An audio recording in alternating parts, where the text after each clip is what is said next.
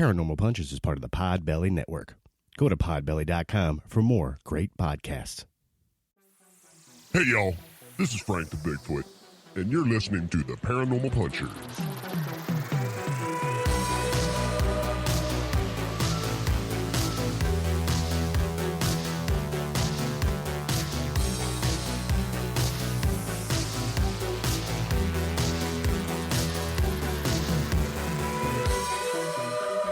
Hey friends, welcome to another episode of Paranormal Punchers. I'm Mark. I'm Alicia. I'm Dave. No Nash. Yep. No. That's because he's at a family reunion. Hoping you're having a kick-ass time, my friend. On this episode, we're going to talk about the possibility that fragments of an alien ship splashed down in the Pacific Ocean Right. around Papua New Guinea. Yeah, we could be having our own family reunion right now. Ooh. What does that mean? I know. It came from aliens, and I'm with you. I've seen that before, that we are, because aliens put us here. yeah. But that's not what we're talking about. We're talking about a meteor. Now, just a quick note, if you wonder what took us so long to have another episode come out, well, hey, we just had a holiday weekend not too long ago, and we decided to have a picnic and relax. That's why it's been a few weeks between episodes. Yeah. All right. We're going to jump in and talk about a meteor that splashed down.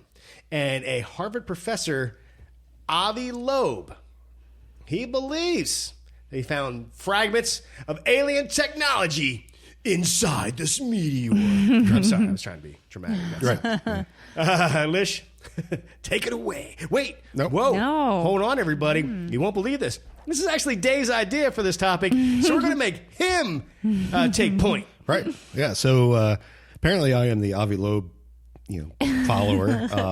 I actually am not, but at the same time, he's a really cool dude. And if you remember, a while ago, we did an episode on Oumuamua, and that had some pieces from Avi, where he believed that Oumuamua, the interstellar meteor or asteroid going through space, was actually an extraterrestrial ship.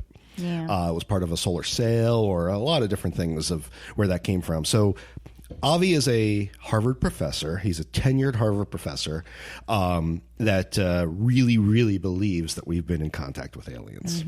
So with today's topic, this has been in the news recently. So, ripped from the headlines, talking about how Avi was searching for alien technology in a meteor that crashed to Earth. Right, but it also crashed down in 2014. Correct. Yes. Yes. So this meteor, IM-1, Interstellar Meteor 1, exploded over the Pacific Ocean on... just lost the date. Oh, you're doing so well, man. January 9th, 2014. Had the year, didn't have the date. So it exploded over the ocean and sunk to the bottom of the sea. Nobody really thought much of it. But Avi has said this really looks like it came from interstellar space. This was not from our solar system. So he's been working diligently, if you may use that word, to figure out where this meteor landed.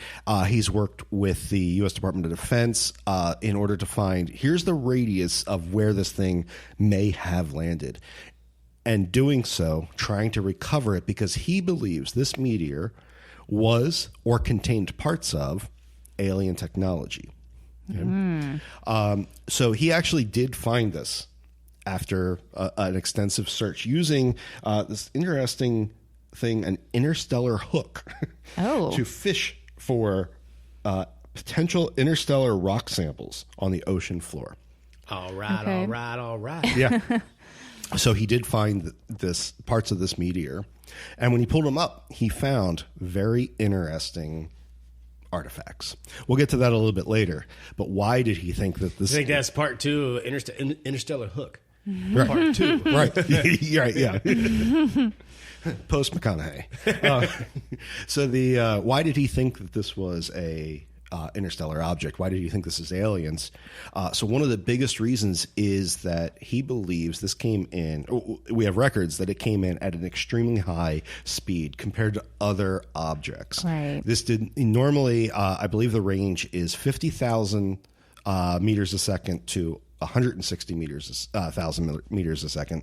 This came in at like 110 or 120, so on the upper range of these things, which leads to this came from interstellar space. This came from outside the solar system, and that it had been launched billions of years ago, as opposed to millions where we would find typical meteorites and asteroids.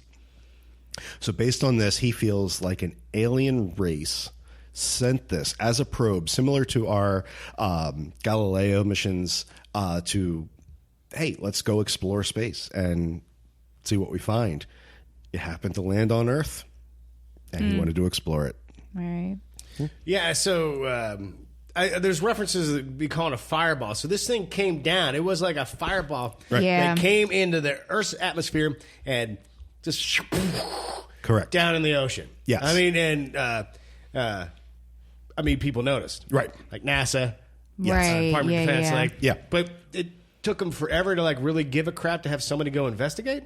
Well, once they realized that it was a meteor, not a nuclear weapon or anything like Right. that, it really The interest fell off. right. Yeah. NASA doesn't have the resources to go digging at the bottom of the ocean for every asteroid and meteor that lands. This one, again, because of the size of the meteor and the speed at which it was coming in, Avi feels like this was alien. So he took it upon himself independently to go find this thing and search for alien technology. Yeah. I mean, but this thing was big when it came blazing out of the sky. They said they compared it like the size of Boston. Jeez. So it was a huge, Yeah. huge fireball coming down. I didn't hear it was that big because that would be really heard- bad for life. right. 500 kilogram, which I'm not sure like how big that is, but that's pretty my big, bad, my right? bad. No, the fireball wasn't the size of Boston, but where it landed was the size of Boston. Yes, And then they had to that was- figure that was out the- okay. how do we pinpoint. The range of where it I could knew have I would landed. get Boston in there somehow. Yeah. Wicked, but Right. And he was told it basically the ocean was at a depth of 1.7 kilometers average in that area. So it wasn't an easy search. This isn't like you're in shallow water and just looking around. This is no, you need a submersible, you need all these things to get down there, and Right. that's where the interstellar hook comes in and things like that. Liz, you were going to say something? They got on a research boat called the Silver Star, and they used a magnetic sled to excavate debris from the ocean floor where the meteor hit. I think they pinpointed basically where it was at. Right. So most of the material was black powder or volcanic ash, but once they started using like a mesh sieve on the material, they broke out that mesh sieve. I actually think it is sieve. Is it sieve? I mean, it's spelled Sieve, S-I-E-V-E. so I would say sieve. But It's used in environmental stuff to, Okay. you know how you can Sieve. Yeah, like when yeah. you sieve through. Sift through. Is Yeah, it maybe sieve? I might be don't wrong. know. on I don't that. know. Our listeners right now are like, why are they debating how to pronounce this? Move on. Move on. yeah. So once they used this sieve on the material, they found that tiny metallic balls and I think he called them spherules, Yes. but But they're called balls. they're balls. Alien balls. The spherules, they're similar to kind of like a marble. They're mostly made of iron, and they each is a fraction of a millimeter in size. So they're tiny. Yeah. They're very tiny. Yeah. So. But the U.S. Space Command confirmed 99.999% that this material came from another solar system. Yeah. How rad is that? Yeah. So, this is, where's the quote I have here? So, because they are artificial in origin, this launched 1 billion years ago from a distant technological civilization. And the way they know that is because they're made of an unusual combination of iron, magnesium, and titanium, which isn't normal for anything in our solar Right. system or man-made. Yeah, he concluded that these metal pieces they did not originate from Earth, Right. and they didn't match any samples of elements from Earth. So, Right. which is what you just said. Right. So, Yeah, And did you mention silicon? I did not say silicon. I have a note that had it was also made of 8% silicon. In it. Okay. Oh. So again, 84% Yeah. iron, 8% silicon, 4% magnesium, and 2% titanium. Okay. That's Interesting. interesting. Yeah. Because usually they would list in the articles, they would list the second highest percentage material. But in any case, these, if you see pictures of them, they're available in the news articles. Obviously, in a podcast, it doesn't make sense to reference a picture. But looking at the pictures, We will look them up. describe them to you. Right. They kind of look like musket balls. Okay. Yeah. Is what it reminded me of. Okay. And they definitely they're pretty. They'd be cool to find. Like if I just wandered upon one, I would be like, "This is cool," and I would put it on the mantle and say, Right. Right, because you're often wandering around the oceans of Papua New Guinea, and you might just stumble across one. "Yes, yeah, Okay. yeah, well, it's part of the Hollow Earth." Oh, okay. But I mean, he really believes that these things are not localized to Earth or the solar system. Right. And looking at them, you can't tell, but they're definitely really cool looking. Now, does he have a theory on what it is? It's just remnants of a spacecraft, or what it could possibly be? That's a good question. I missed that one. Did either of you find anything on that? No, I do believe though that he's like it's interstellar. So it, and I was having a hard time understanding what interstellar was, but it's just kind of the space in between planets, correct? Solar systems. Solar systems. Right. Okay. So the our solar system goes out to Pluto, which isn't a planet anymore. But then Right. beyond that, we have even more dwarf planets. But we have a significant amount of space between us and the next galaxy, Oh, the next okay. solar system. Not galaxy, next solar system within the Milky Way. So the if they originated within the Milky Way in another solar system, it would. That would be a long journey. If it originated in another galaxy, that would be a super long Right. time that these things have been traveling. Okay. Yeah. Just probes sent out to find other forms of intelligent life, Possibly, but also, and then they got to Earth and like, well, nothing there. right? Yeah. With our Voyager project, we're sending Voyager 1, Voyager 2. They just passed the end of our solar system, so they're now in interstellar space. They were launched in the early 70s. These are just traveling out there. Eventually, they'll end up in another solar system, and if they were to crash land, and there's an alien race there, what they would find is not that they would be embedded in rock like a meteor, but they would find there are, I believe, a gold record, like a 45 that you can play, and it has the details of when we landed on the moon, Earth societies, all of that stuff. It has like a history that they've included with it. So are these things, though very, very small, are these a record of Right. Well, we just don't have the ability to play the record. Right. Correct. Yes. So like what we sent out with Voyager, if they didn't have a record player and needle on a turntable, they wouldn't be able to read it. But if they could figure out how to decode that and do that, then they could figure out about us as an alien society from a distance. And then it might come back as V'ger in a Star Trek motion picture. Right. Yes. It's pretty funny to think that we sent a record of all Right. things, a record of Voyager out in space Yep. for someone to play only here on Earth. Like, records, get out of here. Now we got DVDs and we got streaming, but now we're back to records. Right. Right. So But this was the 70s, so that's what they had. I know. I just think it's Yeah. so. My point. Well, maybe everything will be okay since we're coming back to retro. Right. Yeah. Stuff. Yeah, true. So yeah, this overall this is really, really cool. I don't know if you guys had any more on the artifacts, but I have a little bit more. Basically, that now that they've been recovered, Avi is sending them for testing in order to confirm the elemental percentages and basically prove. I did find the quote I was looking for.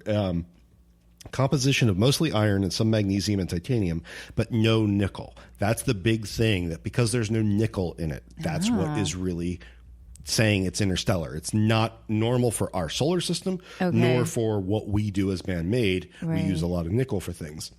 So based on that, once they confirm those, that will help further say it is interstellar. Whether or not it's alien or not, Right. there's more debate to be had. But the first thing is, if it actually shows up that it's an asteroid that came from Mars or outside of Mars, then... And it's interesting that they found 50 total of these nice little round. Right.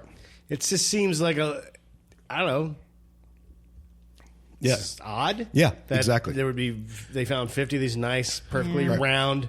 Yeah. Now, spherules are normal for a meteor strike. So the compression and the heat of the air as the meteor comes into the atmosphere will cause these things to happen. But again, the elemental makeup of these spherules, again, these spheres of raw elements, would typically have nickel in it. So finding spherules is not, these little musket balls is not uncommon. What's uncommon is the makeup of them. That All right, fine. I just thought that was interesting, but I guess it's not uncommon, everybody. Right.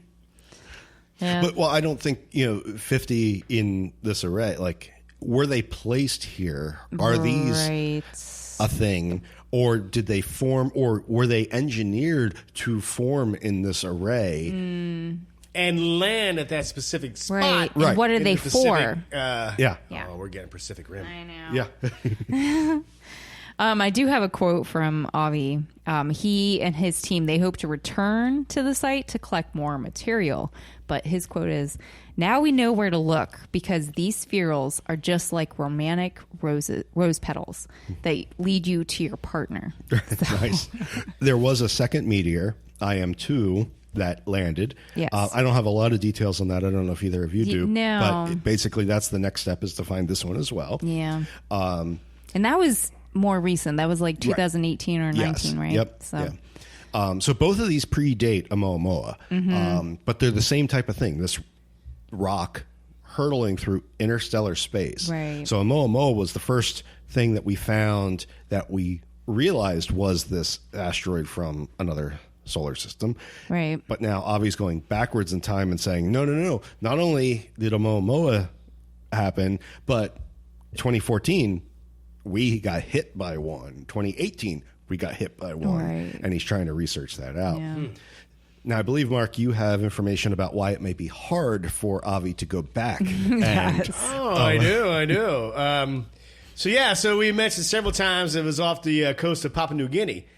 So it turns out there is a bit of controversy because the Papua New Guinea officials, they raised concerns that the research was conducted within their waters without a permit. And we all know, even to put a little deck on the back of your house, you need a freaking permit. Yeah. So they didn't get a permit. The group says that they were communicating with Papua New Guinea officials 8 months leading up to the application, Sorry. and applications were submitted. Yeah, I'm trying to read your typing. I know. Sorry. But nothing was approved. One article accused his team of stealing the space debris. Right. Yeah. And an official explained, it may not have economic value, but it has cultural and intellectual value. Mm-hmm. It's part of our country's history. Mm-hmm. If an alien craft fell into Papua New Guinea, it would be remarkable and very significant for us. So I could see where they're upset. Yeah. Right. I mean, it would be historical. Right. Mm-hmm. And they just swooped in with their boats. And again, they didn't have the permits. You know what happens if you build a deck without permits around here? Yeah, it's bad. Yeah. Tear it down, start over. Right. Or don't even start over. Yeah, an inspector You need a might permit. come in and be like, well, this is no good. You got to fix this, because they're just going to be miserable about it. Right. Because you didn't get the proper permits. Yep. So I could see how Papua New Guinea, or PNG, will call from, because it's a lot to say Papua New Guinea. I know. That's why I put it PNG I could see in my notes. how they would be a little ticked off about this. Right. Yeah. So I found that not only are they upset about this, but they had just signed an agreement with the U.S. Department of Defense. It was some sort of defense treaty. And the quote that they had was, I'm paraphrasing here, but it was along the lines of, the ink isn't even dry and American citizens are invading our territory, taking advantage of us to steal our culture. And they want to actually force that this defense agreement is rescinded and that they have to renegotiate in better terms for just because of what Avi did. Oh, boy. Well, way to go, Avi. Yeah. But my opinion on this, I don't disagree with, we shouldn't be invading other countries to get this kind of stuff. But it landed in 2014. He tried to get the permit. What are you waiting for? Grant him the permit and say, hey, you're going to share it with us first. So you're saying they weren't very active. Like, they weren't. Hey, let's go check that out. Yeah. No, sorry, I was going to say, I feel like I read in a couple articles that Avi, he basically was like, I'm not trying to make money off of this. I'm just trying to learn. I'm trying to research like what this is and where it came from, all that kind of stuff. So I feel like he's going to be very open with PNG just to be like, they should have approved the permit and said, you're going to do this, whatever you find, you're going to do it in conjunction with our government, saying that, PNG was, whatever, PNG, basically KFC. I know. It's just easier to say. Yeah. And it's one of those, I don't want to bash on them. No. But at the same time, like, if you thought that you had a chance to find alien technology and you're waiting for 8 months for a permit on something that had happened and you're just waiting and waiting and waiting and waiting, it's hard to control yourself. Right. Yeah. Like, let's move this along, people. Right. Well, because again, certain types of storms, everything could really shift the ocean bed, and that could be lost. Right. It could get covered, in buried, silt. Yep. washed out. Like, what I've learned from that movie, The Deep Blue, was it Deep Blue? Deep Blue With Paul Sea? Walker and Jessica Alba. Yeah. Like, when a big storm rolls through, it could either wash up treasure or it could bury it forever. So you got to move on that. Right. Yeah. That documentary. Right. Now, talking about Avi wanting to learn and really trying to, bring forth his ideas on aliens, he's created something called the Galileo Project. Yeah. Lish, can you fill us in on that? Well, first, I do want to say that his nickname, or what he's dubbed, is the alien hunter of Harvard. And I just thought that was kind of interesting. Yeah. He kind of focuses on this. But so in July 2021, he founded the Galileo Project for the systematic scientific search. Whoa. I know. For evidence of extraterrestrial technological artifacts. Okay. Is that an acronym? Does it spell anything out? Well, it would be SSS. It's not going too well. TA. Yeah. So I don't really think it is, but he needs to work on that. I know. If it doesn't make an acronym, it's nothing. So the project was created because of the detection of, we talked about this, Oumuamua, and also by the release of reports of unidentified aerial phenomenon, or the UAPs, by the Director of National Intelligence, which that came out. Was that in 2021? The DNI. Right. Yeah. We're just going to keep this going? Yeah, I know. So the project is dedicated to the proposition that we can no longer ignore the possible existence of extraterrestrial technological civilizations. ETCs. Yep, ETCs. It's because these are mouthfuls, so let's just make it easier to say, right? In that science should not dogmatically reject extraterrestrial explanations because of social stigma or cultural preferences. So we must, and this is a quote, we must now dare to look through new telescopes, both literally and figuratively. DLTNT.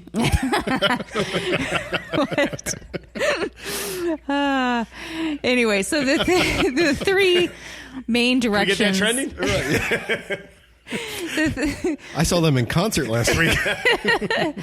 The three main directions of research for the Galileo Project is 1, obtaining high-resolution images of UAPs and discovering their nature. Yes, that should be everybody's goal in the field, period. Right. Obtaining high-resolution images that are not blurry. Right. Right. Number 2, search for and research of Oumuamua-like interstellar objects. And then number 3, search for potential extraterrestrial technological civilization satellites. So Good job, ETC. I know. I was like, just in case nobody remembers what that is. But yeah. So I feel like it's a really interesting project that they're looking into this kind of stuff. I don't know how far they've gotten with it, but Yeah, I don't know if either of you are familiar with Occam's razor, which basically says the simple answer is the most likely correct answer. Okay. You mean paraphrasing it? I'm not saying it's aliens, but it's aliens. Yeah. Okay. Well, actually, it's not aliens. Is the more simplistic answer. It's a Chinese weather balloon or a U.S. secret aircraft or whatever. Those kinds of things for UFOs. Or whatever that acronym was, I don't care. But the ETCs. ETCs. No, that's the GTLNVT. the unidentified phenomena. UAPs. UAPs. UAPs. But that I really think Avi is taking it another, thinking outside the box. Of Occam's razor isn't going against this. It's that we've put our a structure around this that we can only think inside the simplicity of what we understand. And he's saying, let's look beyond this and think of simple answers that could be what these things are, looking for these civilizations and technologies and craft and whatnot. So it's very, very interesting. I mean, I don't know what I think of this guy, but overall, I mean, he does seem a little out there at times, but on the other hand, he seems very dogmatic in his science, trying to work through this. Right. I like how you said out there, because do you know he has a theory, an AI theory? Yes. Okay. Do tell. Well, Lish, but I'll kick it off, Dave. Yeah. So his theory is that aliens will actually make first contact via AI. Okay. Yeah, he shared the theory that aliens will send AI drones to Earth rather than like crewed vehicles. Because obviously, like, why would you send a vehicle with actual flesh and blood creatures? But if they are just drones that are sent, then there is a possibility that their AI could just connect with our AI and bypass humans altogether. Okay. So he suggests, and this is in quotes, that the alien AI may feel a kinship with ours, or our AI may imitate the alien AI and become like them, which is kind of terrifying. Okay. If you look Have at you that. seen some AI generated images? Yes, they they might are already be doing it. There's like sometimes when the AI can't really generate a human being properly. Sometimes it'll have like 3 arms or an arm sticking out of its gut, or its hands will be messed up. the or hands its will be face. all messed. Yeah. AI has generated some pretty creepy with a simple prompt like, "Hey, make a dude sitting on the beach," and you'd be like, "Why does the dude look like a monster?" Right. AI still isn't getting it right. But what if aliens are already taking? They're like, "What? That's a perfectly good-looking alien sitting on the beach." Yeah. So not to take this completely sideways, but that's the concept of hallucinations in AI. Basically, things that weren't in the training data set that it comes up with. That's where it, the ghost in the machine, type of thing. So what if that's coming from aliens interfacing? Sorry, Lish, I cut you off there. Oh, no, it's okay. I actually was just going to mention that I have done some AI images that I've posted on our Instagram. So, if you're curious. So, if you're following us on social media, Paranormal Punchers at Instagram, get us on Facebook, Twitter, you'll see some of the crazy images that AI comes up with. Right. And I post it because I'm just like, you know what, this is interesting. Yeah. But well, it's also like you're trying to find, if we're talking about, trying to find an image that's not copyright protected. Exactly. And you got to come with your own image. It's like, So let's just try some AI to see if you come up with some stuff, and it's wacky. Yeah. And so it could not get Men in Black right at all. Nope. Almost like the AI was told not to. Yeah. Right? It would not produce a good image of a Men in Black in the desert for whatever alien thing we talked about. And I can't remember. it was now, almost but- like intentionally trying to distort it all. Like it would not produce yeah. a good image of what you would assume, with the black suit and Right. and the song. It wouldn't do it. Right. Yeah, what's up with that? It makes you wonder that we just haven't found the right prompts to get it to unlock its knowledge. Like as we learn more, as Avi finds more artifacts and things, instead of asking it, what do aliens on Mars look like, which obviously, it's going to be fictitious. We start saying, well, in the inner chamber on Oumuamua, what does the captain look like? Or things like that. Then it taps into that AI knowledge. We should ask AI, and then we'll start to know if aliens like, oh, the Paranormal Punches podcast just figured out that we're already in the system. Right, yeah. You heard it here first. Sorry. All right. Anything else before we take a break and come back with some movies about meteors crash landing or asteroids or anything hitting the Earth? No. Okay. Then we'll take a quick break and we'll be right back with movie talk, listener feedback, and whatever else pops into our AI heads. Are we AI or are we real? I'm a lizard. Okay. Oh. We'll be right back. And we're back. All right. So, Liz, you had a quote you wanted to read. I do. This is a quote from livemint.com.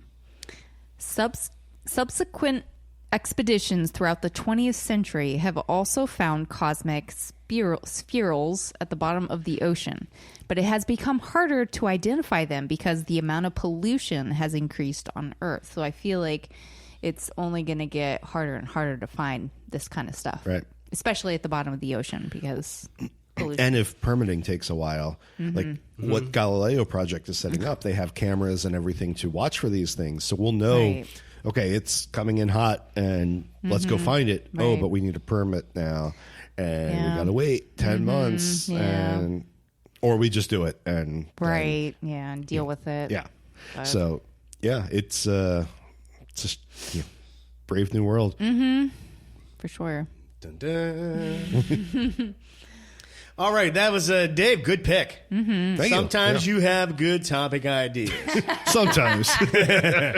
I mean, I'm not making fun of you. Like, it's only occasional when you Right, raise yeah. your hand and have an idea. Right. I mean, a topic idea. Right, yeah. Right. So, yeah, that was cool. I love lamp. I love lamp. I thought it'd be fun, and we got some listener feedback we're going to get to, but why don't we kick it off a little bit? I thought it'd be fun to talk about some movies that have things impacting the Earth. Not necessarily all alien, but, they called this like a fireball coming in and landing in the ocean. Thinking like other scary things. Well, that would be scary, period, depending on the size. So I'm going to kick it off with one Alicia's most favorite movie in the world. She also owns the soundtrack on vinyl because I got it for Christmas. Armageddon. Yep. Now, it never impacted, but here we got a movie about a giant asteroid headed right Right. Right. on a path of destruction to planet Earth. And what's the only plan to save the planets? Some Bruce oil. Willis. Oh, yeah. It's some oil drillers. Bruce Willis, Ben Affleck, Yep. of all people. Ving Rhames. Who else we got in there? Steve Buscemi. Oh, Yep, yes. yep. And Owen Wilson. Yep. And there's another guy I forget who's like, whoa, whoa, whoa, it's going to blow. Oh, man. He's been in a lot of yeah. movies. It'll pop in.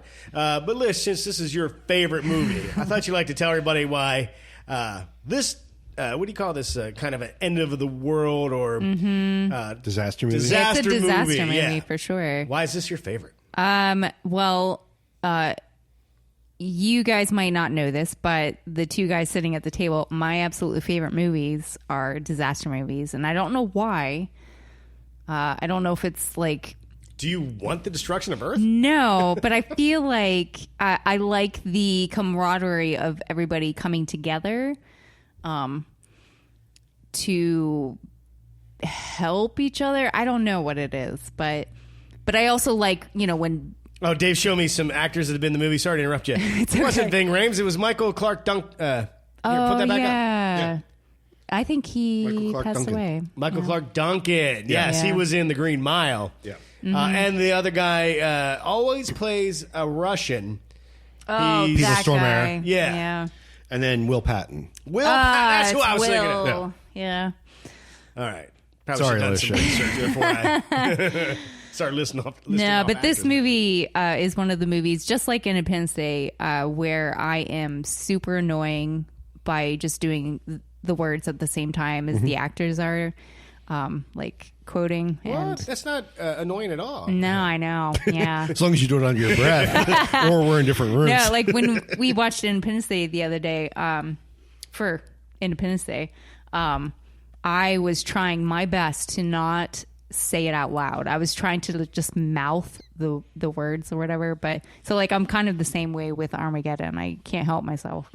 But yeah, here we got a movie where the only solution is not to train astronauts to drill a hole, train drillers to be astronauts. Right. It's pretty hilarious when you think about it. Yeah.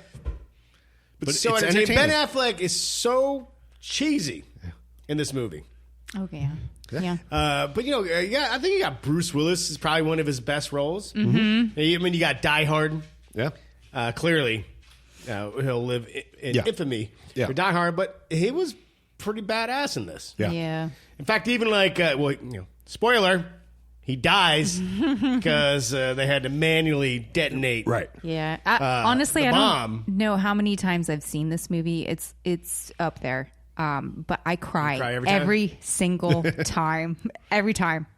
And multiple times, Well, then actually. the other actor, Billy Bob Thornton. Thornton's in. yeah. He when they finally get back to her safely, minus Bruce Willis and a few others. Right.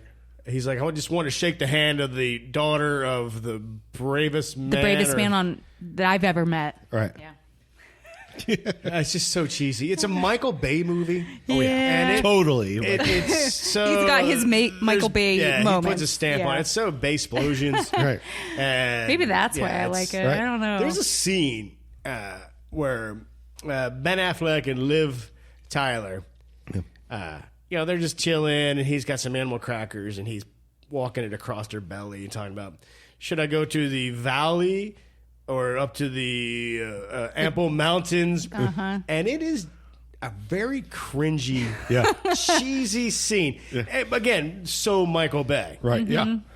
Yeah. I'm glad Ben Affleck became a much better actor. Right. He got way better. He's not so good in this one. Right. I can't remember if this was after Good Will Hunting or not, but it probably was because that put him on the map. Right. Right. But he's pretty cheesy in this. Yeah. Now, Well, that was compared probably to the direction. Compared to Ben Affleck in The Town, I mean, he still doesn't have his acting chops yet. You don't like No, the town? Or you Ben do? Affleck in The Town, you're like, this guy. Okay, good. Right, right. This guy can freaking act. Right, yeah, okay. Yeah, I mean, it was in his earlier career, so I feel like, he had some growing to do. Oh, yeah. But I thought he was good in Good Will Hunting, which I think was, Damon and Affleck's first movie. So this was after that. But I take it that it's Michael Bay's direction of, we don't need Shakespeare here. Just dumb it down a little bit. Yeah, that's my guess, too. Yeah. Yeah, you know what? I think you're right. Yeah. So it wasn't Ben. We're talking about her Michael boo-boo Bay. and her boo-boo. Yeah. Yeah. Beep, beep. All right. Okay. Alicia's most favorite movie. And if we're talking about that one, we got to talk about its sister movie, that Deep Impact. Oh yeah, Yeah, Right, and actually, that's right on my list here. I feel like it came out like a month or a couple They weeks really after came out this. so close together that I think different studios doing the same story. that Right. Armageddon, I think they might have had a bigger marketing budget. It overshadowed Deep Impact. Yes. Right. But Deep Impact is a I think more it's sincere movie. Right. Right. Yes, very Yeah. much. Same thing. Well, Where an astronauts asteroid is- actually... Yeah, where astronauts actually do astronaut stuff. Right. Yeah. But Same thing. it fails. Asteroid is right? heading towards planet Earth. Astronauts can't be trusted. Oil. Oil Right. drillers. You need AJ. Right. Yeah. Oh, boy. You know, this has a lot of great actors in it. We have The Hobbit. Right. His name just jumped out of my head. Oh, Elijah. He was the main Hobbit. He carried the ring. Elijah Wood. Elijah Wood. Yeah. He's in this. Morgan Freeman. Yep. Oh, president. yeah. Right. He was the president. I thought this was it kind of was a shame it came out around the same time. Yeah. Because it's a good movie, but it's would you call it more of a drama? Oh, yeah. Yeah. Yeah, it's not where Armageddon is just It's action. bam, bam, bam, Right, bam. Yeah. This is trying to tell a very sincere, somber story at times. Right. You And know, of I death feel like and this is more destruction and of how heroes. things would actually go. Like the government would Yeah. learn of it early and they would hide it at first because they don't want to cause panic. And they would try to come up with solutions to protect the public, but they can only protect so many. And it just unfolds They could only from there. protect it for so long, Right, too. yeah. So it's, I feel The like Deep information, Impact I mean. is a really good story for what could be, whereas Armageddon is much more, hey, let's just have a Hollywood disaster movie. Yeah. Right. Good point. If you haven't seen Deep Impact, check it out. Yeah. It's good. And I think, Dave, you make a good point. It's kind of how it would probably Oh, God, would go yeah. down. Yeah. Oh, yeah. Because the government is picking names to go to like an underground base to survive the blast. So you got people like that, are chosen to survive. People, Right. families being torn apart because they didn't make the cut. Right. You have other families choosing just to die on the beach while a giant tsunami crushes them because what other option do they have? Right. Because the running's not an option because it's going to be it's massive destruction. Right. And I think that particular person was rekindling a relationship with their father. Right. Yep.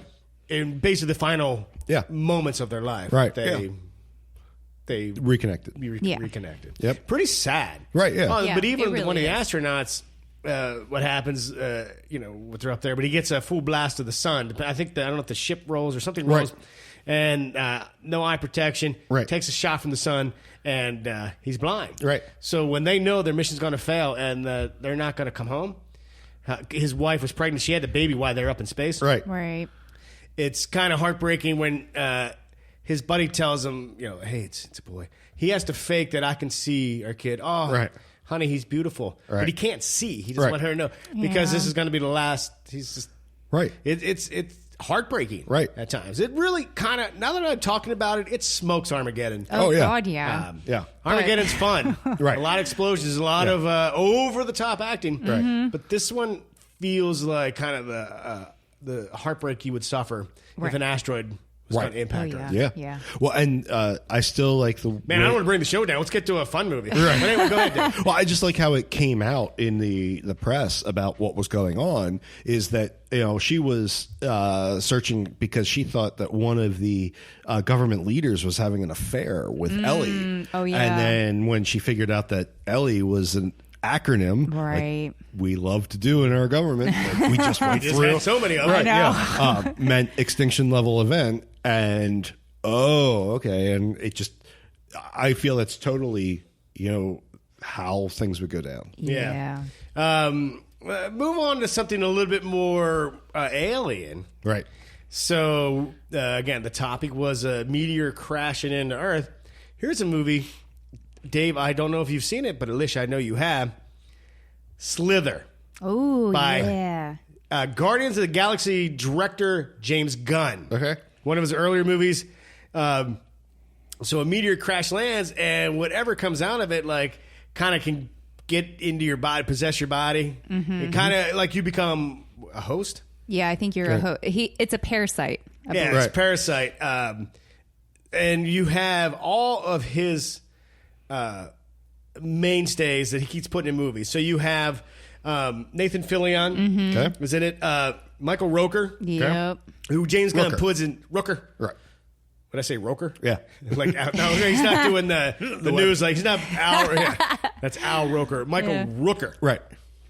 I knew that. Yeah. Just mispronounced it. Right. He's in it. And he's in. James Gunn puts him in everything. Like almost everything, yeah. And this is a super fun horror alien movie. Is it his brother?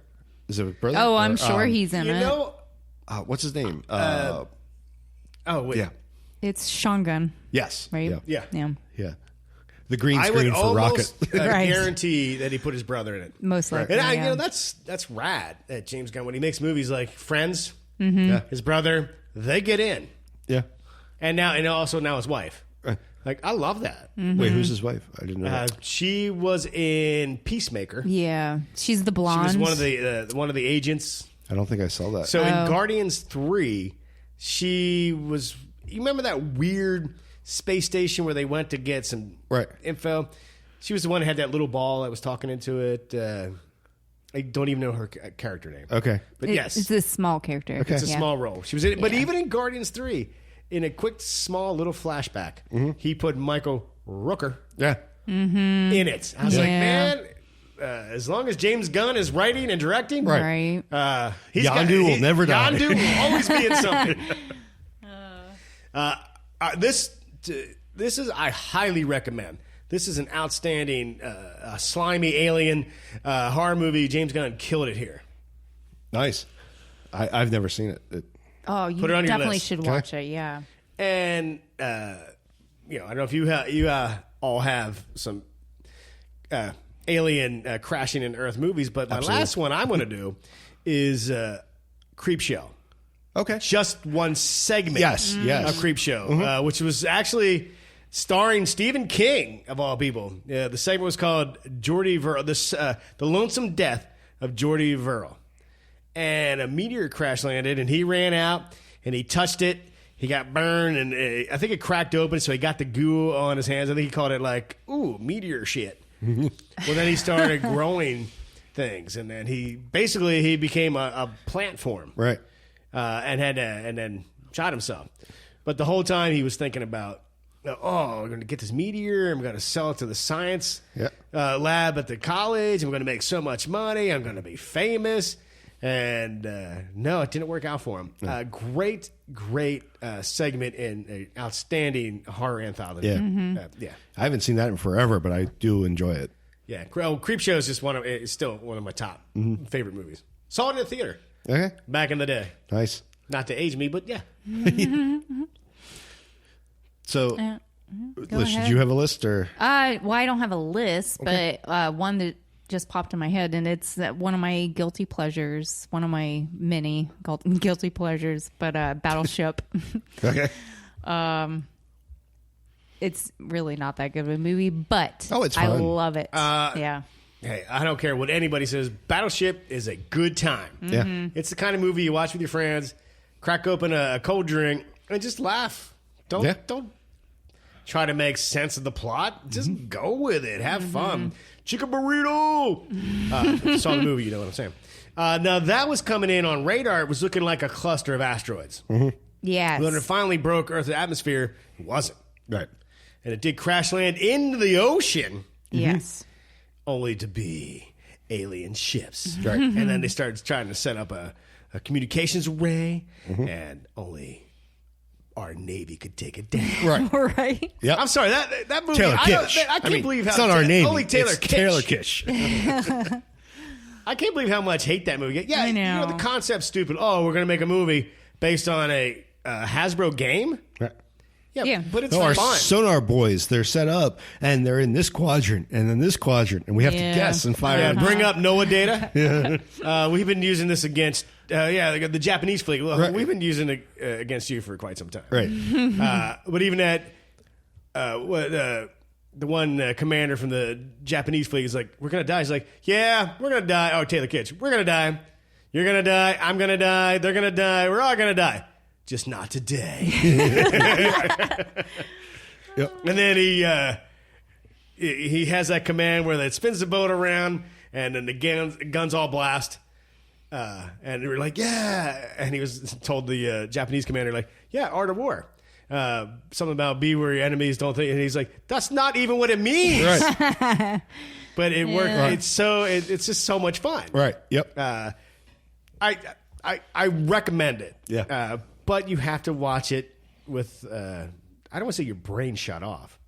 Don't just don't think you're seeing a cinematic masterpiece. You're seeing like a, I don't know. It's a guilty pleasure movie. Guilty pleasure. It's nothing more than a guilty pleasure movie. And it's not even a Citizen Kane of guilty pleasure movies. It's just go have fun. Mm-hmm. Yeah. Yeah. Oh, you got a killer soundtrack from AC/DC. Oh, you got a moment where their ships are destroyed, and there's only one battleship left in Hawaii. Right. And it's what, the USS? Is it the Missouri? Missouri. And who just that's under siege. I don't know if this is still the Missouri or not. Well, maybe. I think it is. It might be, but and also who's on the ship? The Navy original veterans. crew. Yeah. Because they're there for RIMPAC. So you got some vets come in. They're there hanging out, and you have current Navy fleet decimated. You lost some corpsmen, some Navy men, whatever it's called. And so now you got all these vets that know how to run and fire their ship up. How could you ask for more? Right. And then AC/DC kicks off as they all start prepping the boat. I don't know what else you can ask for. Right? It's the Thunderstruck. Yeah. Yep. I mean, how could you just not be, pumping your fist in the air and going, hell yeah, let's kick some alien ass. Right. Yeah. Love it. Yeah. Dave? Okay. The one that I can't believe we haven't gotten to yet. Starship Troopers. Okay. I mean, Starship Troopers is the Citizen Kane of alien invasion, military war movies.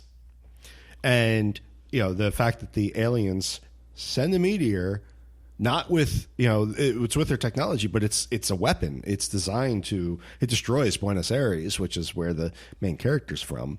But, I mean, how can you go wrong with Starship Troopers? It is just a lot of fun. It is a guilty pleasure, but it has so much, like Paul Verhoeven has put so much satire. Whenever they send into Buenos Aires and destroys that, that's the catalyst for a lot of people.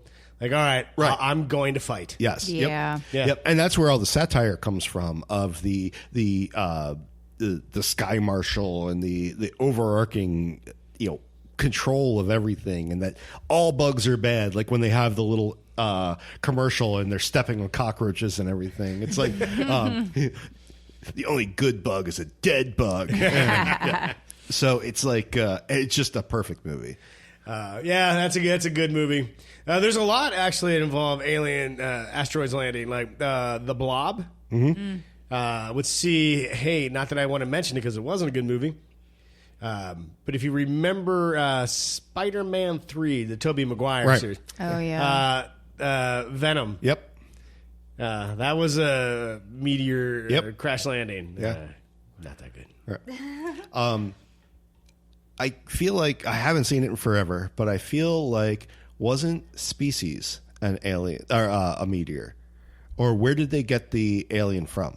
Oh, I haven't seen it for so long. I don't know. Yeah. I'm pretty sure that was the original. I know it was like, the original thing was a meteor, and they collected it, and then they grew all the. I was going to say in it the was lab. like a lab thing. But the I'm pretty sure it was an original meteor. And there's so much. There's more that we're not remembering. In fact, I think the meteor. Sorry, this is all. Apologies for anybody who knows Species better than me. I haven't seen it in forever, but I'm pretty sure what we talked about today, of what we're doing with the Voyager project, it was the meteor landed and they had information that they extracted that said, here's how to build the perfect being. Ooh. And that's where Natasha Henstridge came from. So that could be, what if Avi he pulled out these spherules and he figures out how to unlock it, and it says build a... You're right, yeah. During the SETI program. Yeah. Scientists send out transmissions. So it wasn't a meteor, it was a signal. Yeah. Okay, so... And I guess they send back a DNA structure that the scientists is like, ooh, let's experiment with this. Right. Like, good job, scientists. Yeah. But what if Avi does that with this? What if he opens up these spherules and... What if it unlocks? Yeah. Ooh. Yeah. I mean, think of all the things that Fifth Element had it. the species had it, Contact had it, where all these we get information from extraterrestrials in some way. In this case, spherules, 50 spherules in a exploded meteor, Right. And who knows what happens to Earth? Yeah. Well, there are some of our movies that we like where alien stuff or something smacks in Earth, not just alien. Could just be an asteroid. Yeah. All right. Let's move on. Oh, you know, I wanted to mention this earlier, but if you really want to read what he's up to, he's blogging. Okay. Avi-Loeb, Loeb.medium.com. And you could probably, I mean, he's publishing every few days. He'll let you know what they're digging up, what they're finding. It's kind of interesting. Yeah. Yeah, he's written like 8 books as well and a bunch of papers like on a bunch of topics. So, All right, let's wrap this up with some listener feedback. All right. So, quick shout out. Andrew Dexter. We talked about a paranormal experience he had a long time ago on one of the shows about Gladstone Villa. I guess it's a place he grew up. oh yeah. And some haunted experience there. But he wanted to let us know that it's his experience at Gladstone Villa is in a book called The Paranormal Case Files of Great Britain, Volume 4 by Malcolm Robinson. And you can check it out on Amazon if you're into that. So, cool. That's awesome, That sounds man. awesome. Cool. Yeah. Yeah, I'm glad your story got into a book. That's super cool. Yeah. All right, we heard from Jessica C. Hey, Paranormal Punchers. I recently came across y'all's podcast on Spotify. Y'all are awesome. Rock on. Thank you. Jessica. Yeah. Appreciate that very much. Let's see. We heard from BK Gibb. Hey, guys. Just finished the episode on the Vegas aliens, and I got to say, I loved it. As always, but I think I'm going to have to stop listening to the second half if I hear Nash talk crap about Twister one more time. Obviously joking, but come on, man. I'm sure Nash's response would be, yeah, Twister sucks. Right. Okay, BK continues. I also ended up watching Viking Wolf, and I got to say, I think the bullet means she let her live. That's the only comment I have to make. Anyway, keep up the awesome job. If you ever need to interrogate him, Nash, just tape his eyes open and play Twister on a loop. You know, we might want to do that. It'd make a fun Patreon episode. 24 hours of torturing Nash. Right. Well, Twister, then Con Air. Then loop those two. Well, if they ever come out with Twister 2. Or The Mummy. The Mummy. We could throw The Mummy, and he hates that one too. Yeah. Like, I mean, we could just keep coming up with movies. And we don't have to loop anything. Oh, yeah. Indiana Jones and The Last Crusade. Man, we could torture him. For sure. But yeah, we could all watch it and have a great time around him. Yeah. All right, we heard from Matt G. Hey, guys. Bamf. My name is Matt, and I've been a long-time listener. I started listening when episode 2 came out. Wow. And so I've been here pretty much from the start. Nice. That is awesome. Yeah. I hope you went back and listened to episode 1. Or not. It's okay. Yeah, it's okay. Wow. That's super cool. Oh, anyway. So Matt says, he's been with us since 2017. Wicked cool. I finally decided to say hi. I'm about to turn 24, and I live about 45 minutes away from Reelfoot Lake in Tennessee, a place you mentioned in one of y'all's Wolfman episodes. I love listening to y'all. Let me stop there. Happy birthday. Happy belated. You're about to turn 24. Yep. So I'm sure you're 24 now, but anyway, happy birthday. Yep. Anyway, where was it? I love listening to y'all. You're so energetic and friendly, and I always feel like I'm part of the team. From Nash's theories to Dave's slight doubtfulness of said theories, and Mark's enthusiasm and Licious patience with a whole lot of you. It's always super fun to hear the people who feel like friends, and it's just a great hang.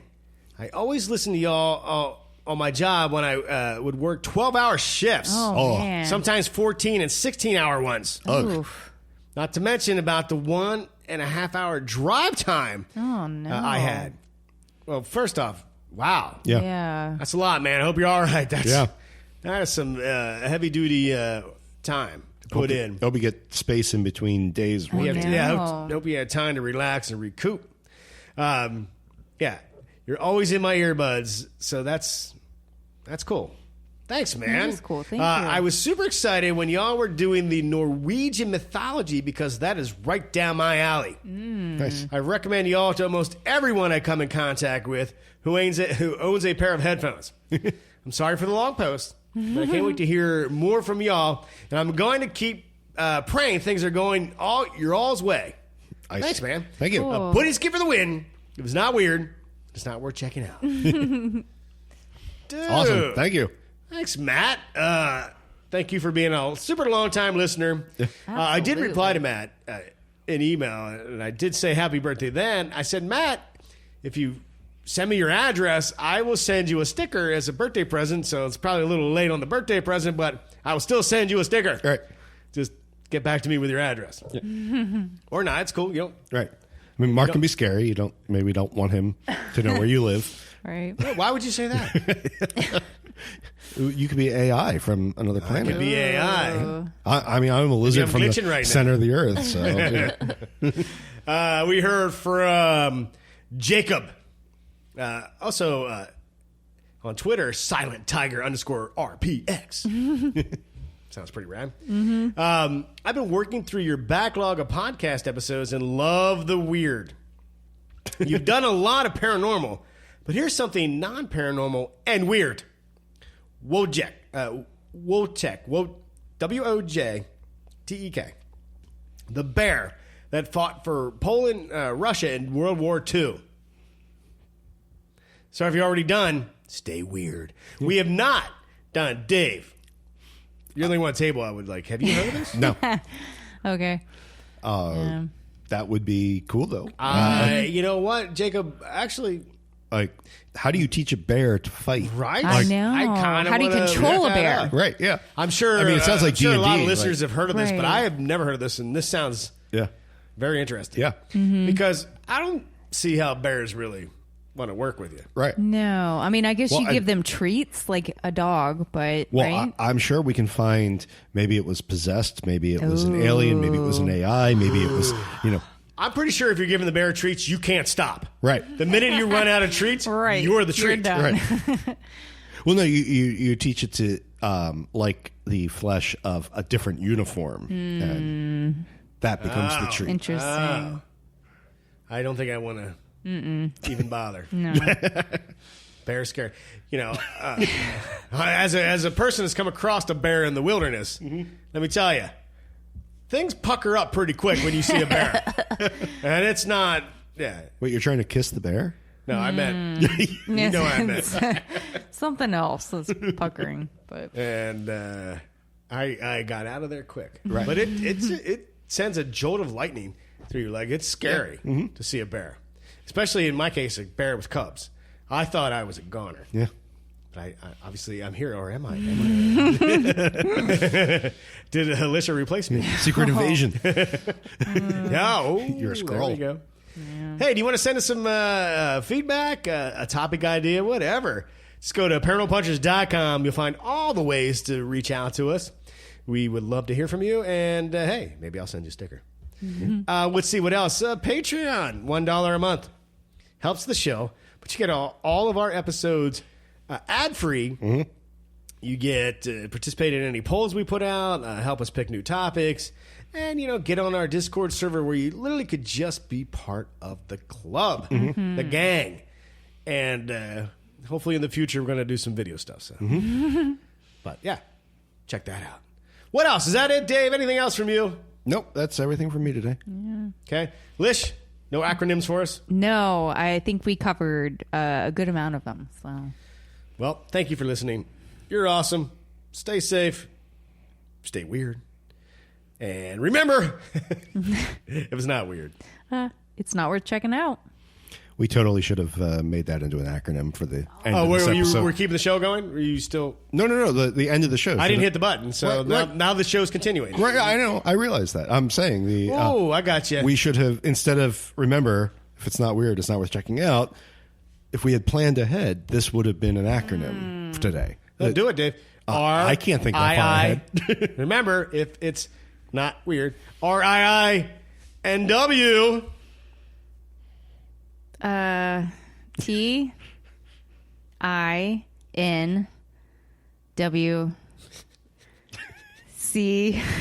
TINWCO. And that's why we didn't try to make an acronym, Dave. What the heck?